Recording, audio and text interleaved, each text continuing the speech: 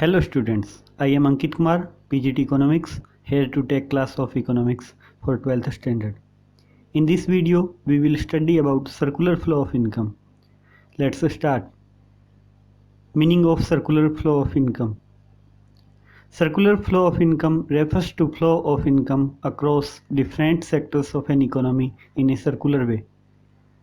It refers to cycle of generation of income in the production process, its distribution among the factors of production, and finally its circulation from households to firms in the form of consumption expenditure on goods and services produced by them. Phases of circular flow of income. There are three different phases in circular flow of income. First, generation phase. In this phase, firms produce goods and services with the help of factor services. It is also known as production phase. Second, distribution phase. This phase involves the flow of factor income from firms to households. It is also known as income phase. Third, disposition phase. In this phase, the income received by factors of production is spent on the goods and services produced by firms. It is also known as expenditure phase. First of all, firms produce different products using factors of production like land, labor, capital, and entrepreneur. This is called production phase or generation of income. Now, when they use factors of production, they will provide remuneration of factors in forms of rent, wages, interest, and profit. This is called income phase or distribution of income. When households earn money, they will purchase consumption goods and services like bread, butter, milk, education, and health facilities, etc. They will pay for these goods and services. This is called expenditure phase or disposition of income. Now this money will come to firms to produce more goods and services. Again, production phase will start, after that income phase, and so on. Continue in a circular flow. Types of circular flow. There are two types of circular flow. First, real flow. Second, money flow. Real flow. Real flow refers to flow of factor services from households to firms and corresponding flow of goods and services from firms to households. There are two sectors, household and firm. Household provides factor services to firm like land, labor, capital, and enterprise. In return, firms provides goods and services to households. Remember one thing, there is no role of money. Real flow is also known as physical flow. There is only exchange of goods and services between the two sectors without involvement of money. Real flow determines the magnitude of growth process in an economy. For example, when more factor services are offered to firms, then volume of production will be more and it speed up the process of economic growth. Money flow. Money flow refers to flow of factors payments from firms to households for their factor services and corresponding flow of consumption expenditure from households to firms for purchases of goods and services produced by the firms. There are two sectors, household and firm. Households will spend money in form of consumption expenditure of goods which are provided by firms. Firms will pay money in form of factor payments for factor services which are provided by households. Money flow is also known as nominal flow or income flow. It involves exchange of money between the two sectors. It is free from drawbacks of barter system. Money is medium of exchange in money flow. Difference between real flow and money flow.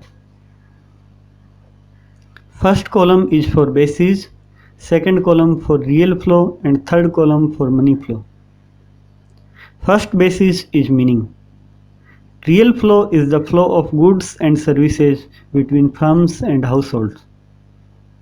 Money flow is the flow of money between firms and households. Second basis is kind of exchange. Real flow involves exchange of goods and services. Money flow involves exchange of money. Third basis is difficulty in exchange. There may be difficulties of barter system in exchange of goods and factor services in case of real flow. There is no such difficulty in case of money flow. Fourth basis is alternative name. Real flow is also known as physical flow. Money flow is also known as nominal flow. Circular flow in a simple economy or two-sector economy. A simple economy assumes the existence of only two sectors, that is, household sector and firm sector. Households are the owners of factor of production and consumers of goods and services. Firms produce goods and services and sell them to the households. It is the simplest form of closed economy in which there is no government sector and foreign trade. Closed economy is an economy in which there has no economic relation with the rest of world. Assumptions. In order to take our analysis simple, we take some assumptions. First assumption. There are only two sectors in the economy, household and firm. It means there is no government and foreign sector. Second assumption. Households supplies factor services only to firms, and firms hire factor services only from household. Third assumption. Firms produce goods and services and sell their entire output to the households. Fourth assumption. Households receive factor income for their services and spend the entire amount on consumption of goods and services. Fifth assumption. There are no savings in the economy. That is, neither the households save from their income nor the firms save from profits. Let's understand the process. There are two sectors, households and firms. Households provide factor services to firms like land, labor, capital, and enterprise. This is real flow. In return, firms provides factor payments to households. This is money flow. Now firms will produce goods and services and provides to households. This is real flow. In return, households will pay to firms in form of consumption expenditure. This is money flow.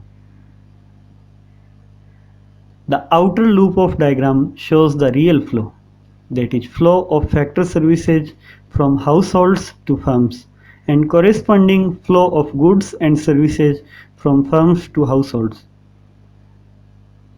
The inner loop shows the money flow, that is flow of factor payments from firms to households, and the corresponding flow of consumption expenditure from household to firms. Entire amount of money which is paid by firms as factor payments is paid back by the factor owners to the firms. So there is a circular and continuous flow of income. Conclusion of circular flow in a simple economy. Total production is equal to total consumption. Total production of goods and services by the firms sector is equal to total consumption of goods and services by household sector. Factor payment is equal to factor income. Factor payments by firm sector is equal to factor income of household sector. Consumption expenditure is equal to factor income. Consumption expenditure of household sector is equal to the value of income of household sector. Real flow equals to money flow. Real flow of production and consumption is equal to money flow of income and expenditure. Let's talk about leakages and injections. Leakages. These are those flow variables which have a negative impact on the process of production or income generation in the economy. For example, when households and firms save a part of their income, it will lead to leakage from circular flow of income. In other words, withdrawals of money from the circular flow of income are called leakages. It means leakages reduce the flow of income. Example: savings, imports, taxes, etc. are the examples of leakage. Injections. These are those flow variables which cause an increase in the process of production or income generation in the economy. So injections increase the flow of income. In other words, addition of money to the circular flow of income are called injections. For example, investment, exports, government expenditure, etc. Note that economy will be in equilibrium when injections are equal to leakages. Let's talk about significance of circular flow. Study of circular flow of income is very important. Point of its important. First, it helps to understand the mutual interdependence among different sectors of the economy. It shows that all the sectors are complementary to one another. Second, it shows the equilibrium. If there is any distortion in the circular flow, the economy will be in disequilibrium and the smooth functioning of the economy will be disturbed. Third, it helps in identifying various types of leakages and injections in the economy. Fourth, it helps in estimating national income. Circular flow shows the three phases of flow of income. It facilitates determination of three different ways: production, income, and expenditure, in which the flow of income can be measured. Corresponding to these three phases of circular flow of income, there are three methods of measurement of national income. These are: number one, product method or value added method; number two, income method; number three, expenditure method. We will study in detail when the lesson measurement of national income will be taught. Thank you.